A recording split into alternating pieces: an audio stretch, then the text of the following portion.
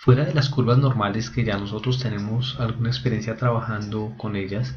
pues existe una gran cantidad de curvas que pueden ayudar a caracterizar cómo es el comportamiento de la demanda. Existen pruebas estadísticas que se utilizan para esto de manera que uno puede tener la claridad mental de qué curva es la que va a utilizar. Esto digamos que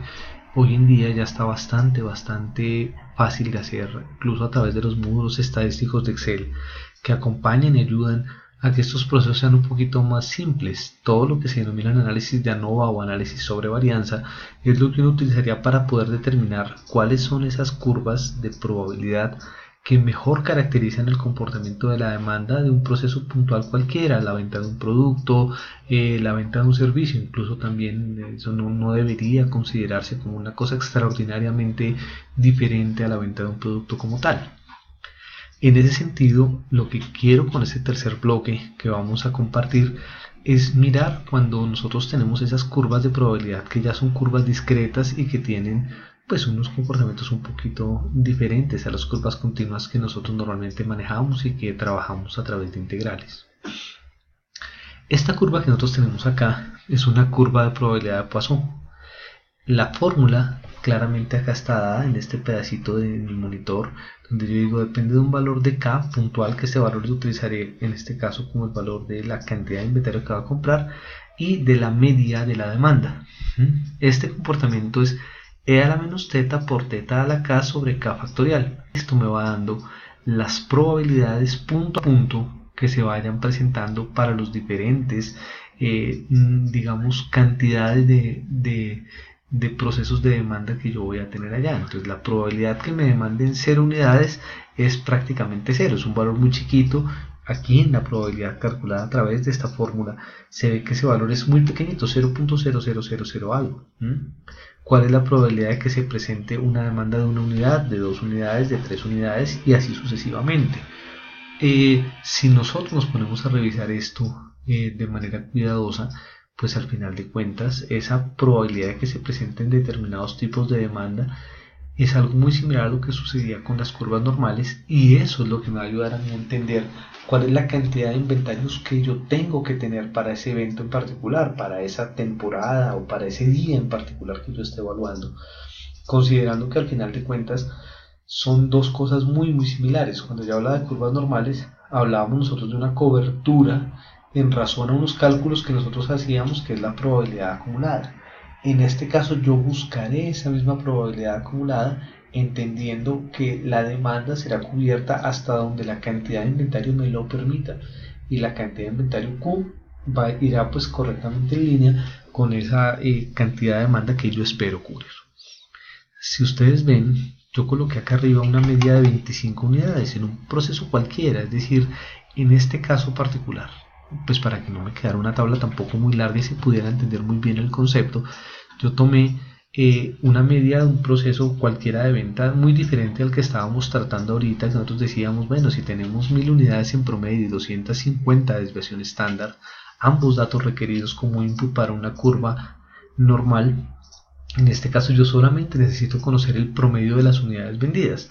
Claro está que si fuera el caso, como lo veníamos trabajando hace un segundito, ahorita tratamos de hacer el ejercicio muy rápidamente en una tabla, de pronto va a quedar un poco grande, pero el concepto va a resultar siendo el mismo, donde yo pueda también ver que yo puedo tener 1000 unidades en promedio de demanda, y esta curva se parecerá un poco en su forma a lo que es una curva normal, aun cuando de alguna manera sí es un poco diferente la interpretación que se le da, porque esto es más de curvas para eventos discretos. Entonces, con esta media en la mano, yo ya generé las diferentes probabilidades que podemos llegar a tener, y al ladito tengo la probabilidad acumulada, que no es nada más que ir tomando cada una de esas probabilidades calculadas e irlas sumando. Como es lógico, esta curva, digamos, es cuando la vemos acercarse a la media es donde se presentan los valores más grandes de probabilidad, pero cabe resaltar que ninguna de ellas siquiera alcanza a ser el 10% del total de las probabilidades de la demanda, es decir, son probabilidades pequeñitas, bueno, pequeñas comparativamente hablando, contra algunos otros modelos en los cuales yo pudiese llegar a tener que un solo evento representa el 30% de los eventos. Acá ningún evento representa más, en este caso del 8% del total de las probabilidades de la demanda. Cada barrita representa la probabilidad de que ese evento se dé. Los eventos, a medida que se van alejando de la media, pues van teniendo menores probabilidades, algo muy similar a lo que nos sucedía con las curvas normales. Sumado a esto, yo veo acá a la derecha la manera como las probabilidades se van acumulando, hasta que llegan, lógicamente, a ser el 100%. Acá dejamos una serie de decimales, pues para que se vea cómo va creciendo la curva, pero yo puedo seguir incluso generando más valores de probabilidad y más valores, y cada vez más voy a estar pegado al 100%. En este caso, digamos que no es exactamente 1, va a 0.999999, pero esos valorcitos de las long tails o de esas colitas largas cada vez son más chiquitos, razón por la cual aquí en el otro parte, cuando estamos hablando de la probabilidad acumulada, pues están aportando cada vez menos y menos para llegar al 100%. Entonces miremos esta tabla. Aquí yo tengo, donde estamos comentando ahorita, por acá sobre este lapso que tenemos acá, está la media de la demanda, que fue la que reportamos allá arriba, pero posterior a la media, que va de 25 hacia la derecha, igual hay valores que tienen probabilidades adicionales, y cuando las voy acumulando vamos llegando hasta cuando tenemos acá 50 unidades, incluso digamos más o menos desde 47, ya casi estoy en el 100%, pero si sigo sumando sigo encontrando valores allá. Mi pregunta es, recordemos que en el modelo Nussbender que veníamos analizando hace un momento, yo decía, si el valor de liquidación es de 60.000 pesos, que era el primer ejercicio que estamos trabajando, la cobertura tendría que ser el 62.50. En una curva de probabilidad de Poisson, pues ese mismo valor yo lo voy a buscar acá en la probabilidad acumulada. Entonces yo podré decir que si yo llego a tener 26 unidades disponibles para esa temporada de venta, ya supero la cobertura requerida por el modelo. En este caso, con 26 unidades en inventario, doy cobertura al 62.5% o más, que es aquello que yo estaba buscando como cobertura general de mi sistema de inventario. Por otro lado, asumiendo el segundo ejemplo que trabajamos con la curva normal, donde tengo que cubrir el 45.45%, asumiendo un costo de liquidación de inventario de prácticamente cero, es decir, me toca regalar ese inventario, me toca botarlo al final. Si yo trabajara en una curva de Poisson, tenemos que 24 unidades me cubrirían ese 45.45% o algo por encima. Entonces yo debería tener sobre ese proceso de 25 unidades, que es la nueva media que calculamos acá, yo podría tener un ejemplo particular acá, que con 24 unidades ya cubra al menos el 45% de los eventos de demanda que estamos enfrentando acá. Como les decía hace un momento, nosotros podemos hacer tablas en curvas de Poisson pues tan grandes como queramos. Lo que pasa es que no siempre hacer esos cálculos va a resultar siendo tan fácil. Si yo generara entonces una tabla de unos 1000 datos, por ejemplo,